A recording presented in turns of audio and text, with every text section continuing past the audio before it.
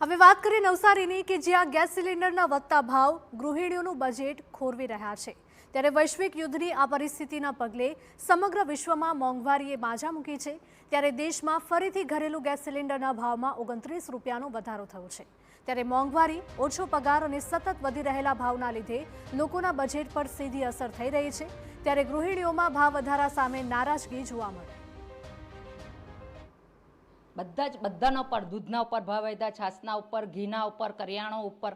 પબ્લિકને નોકરી નથી આપતા, બેરોજગારી છે, ધીરે ધોરણે પગારનો ધોરણ નથી વધારતા, તો જનતા જવાની ક્યાં?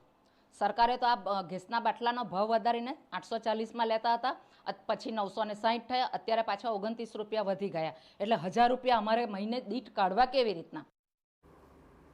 મહત્વનું છે કે એલપીજી ગેસ સિલિન્ડરના ભાવમાં રાતોરાત 29 રૂપિયાનો વધારો કરાયો છે।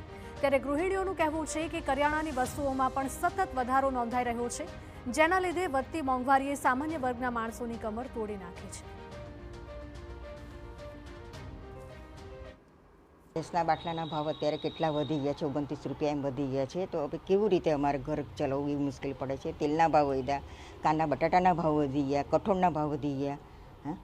હવે જીવન જરૂરિયાત વસ્તુ અમારી ક્યાંથી એ કરવાનું? એમ કમાવાવાળા એક હોય અને ખાવાવાળા 4-5 હોય, તો કેવી રીતે ઘર ચલાવવું?